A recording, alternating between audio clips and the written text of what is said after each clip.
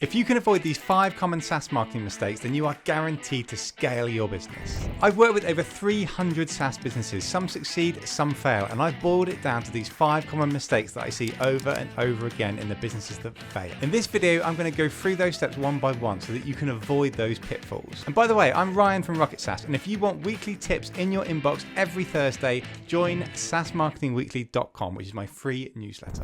The first big mistake I see is lack of market research. Too many SaaS founders just go ahead and start building the product and building all these features that they think is perfect, but they haven't even asked their target audience what they actually want. This is destined to fail if you do not do this. You're in danger of having a product that nobody actually wants, so you've wasted hundreds or tens of thousands of dollars on building this thing that's completely worthless. Here are some ways that you can do market research to avoid these issues. Number 1 would be to do a market survey. So you can use a tool like surveymonkey.com to create your survey, asking a bunch of different questions, things like what features would you like, what price point would you be interested in, what complaints do you have about your current provider. Those are really good bits of information that you can be gathering. And then you want to put some budget into actually getting people to fill out the survey. People are unlikely to do it for free. So you could do something quite cheap like a £5 Amazon voucher. If you invested £500, you're going to get 100 people responding to your survey, which is really, really valuable. I can almost guarantee that the results of the survey are going to surprise you. There's going to be features in there that pop up that you thought wasn't that important, but it turns out everybody really cares about this feature. Or the pricing is going to be another interesting insight. You thought the pricing was about here, but it turns out people are willing to spend a lot more. So there's loads of really amazing insights you can get to create a great product. Another tip is to conduct interviews. So hand-pick people that you think are going to be able to give you really good feedback on your product that you're developing. So that could be beta testers, it could be people that you know in the space, it could be people that you used to work with in your old company.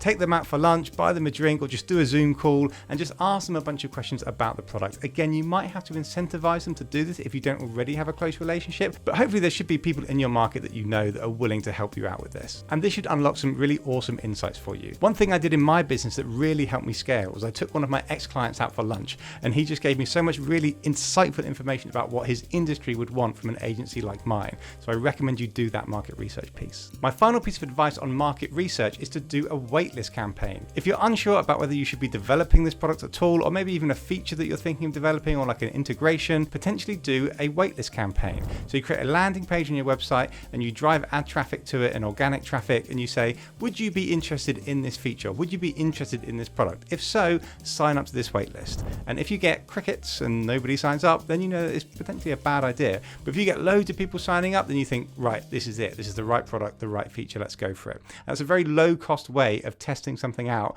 rather than developing the whole thing and seeing how it goes. The second common issue I see with SaaS businesses failing is under-investing in marketing. They raise some funding and they just spend all of their funding on developing the product, creating new features, trying to build new integrations. And actually, you've already had a brilliant product. You should have just started marketing a long time ago. I often see SaaS companies over-investing in sales and under-investing in marketing. Lots of founders think that I just need lots of BDRs doing cold calls and cold emails, and that's how I'll make sales quickly. But ultimately, your salespeople will run out of steam if there isn't the right marketing to support them. If there's no brand awareness happening, no ads, no marketing funnel, then those salespeople are going to run out of people to call, and it's just not going to work anymore. In terms of how much you should be investing in marketing, I recommend you put between 5 and 9% of your total revenue back into your marketing. This can be invested in things like in-house marketing hires, external marketing agencies, ad spend, and content creation. This should be enough budget to ramp up your brand awareness and really get those leads flowing through the business. Mistake number 3 that I see SaaS companies making is not creating a marketing funnel. Too many SaaS businesses just try and skip to the bottom of the funnel and they say, hey, you've never heard of us before, but book a demo today, do a free trial. It just doesn't work anymore. You need to create a funnel that people flow through your content and then eventually book the demo, do the free trial. People need to know you, like you, and trust you before they're willing to engage with your brand and jump on any kind of sales call. Statistically, they need to have seen 7 different pieces of your content over 4 different marketing channels before they are ready to jump on a call. What most SaaS companies are missing is the top of the funnel and the middle of the funnel content. The bottom of the funnel often looks after itself. For the top of the funnel, you need to be creating free educational content. You're not trying to sell yourself. You're not asking for people to give you their email address. You are just trying to help people. So videos like this is a great one, or videos on social media. Writing blog articles is another good one. So videos giving out tips, just like this one you're watching right now, is a classic example of a top of the funnel piece of activity. There's also blog articles and building out a LinkedIn personal brand where you're helping people, offering free advice, commenting on other people's posts. Those are great ways to get attention, and it doesn't appear like you're selling to them, but people become aware of you, and that means that they're in the top of the funnel. They're in that awareness stage. So once you've got people in the top of the funnel and they're aware of you, you now need to push push them to the middle of the funnel where they're going to show expressions of interest in your brand. An expression of interest can be shown typically in a lead magnet. We're not going to ask you for any money, but we're going to ask for your name and your email address. Classic examples are webinars, ebooks, scorecards. Those campaigns can work really, really well to push people further down the funnel because they're slightly committing to you. They're not booking a sales call, they're not giving you any money, but they're willing to give you their name and their email address, and they're willing to invest their time into your brand, which is the most important thing of all. So they're willing to listen to your webinar, read your ebook, engage with your scorecard. Those are great things, and you can now nurture people down to the bottom of the funnel. A key piece of content to really push people to the bottom of the funnel is case studies. I see so many businesses overlooking these, not having the time to create them. You should be creating awesome case studies for every successful customer that you have. My favorite structure for a case study is to start with the brief. This is the client, this is the problem they had before they met you. Then you go on to the solution. This is how we solved this problem for this client. And then finally you talk about the results that this client got from working with you. And those sorts of campaigns are brilliant to just get people onto that sales call. A great way to accelerate people further down the funnel is to do retargeting ads. So retargeting ads work really well on LinkedIn and also Meta. So whenever someone comes onto your website or engages with one of your lead magnets, the next time they come onto their social platforms, they're then going to start to see the next set of ads designed to push people down the funnel. The fourth mistake that I see with SaaS companies that fail is that they are not generating demand from within. The most successful SaaS businesses that I've seen scale fast are the ones that hire an external marketing agency like Rocket SaaS to take over their LinkedIn ads, their website updates, their lead magnet campaigns, and at the same time, their founders are creating content internally. Things like hosting webinars, hosting podcasts, attending events. And then you've also got the sales team aligning across both of those channels as well. So you've got all three angles going at it at the same time.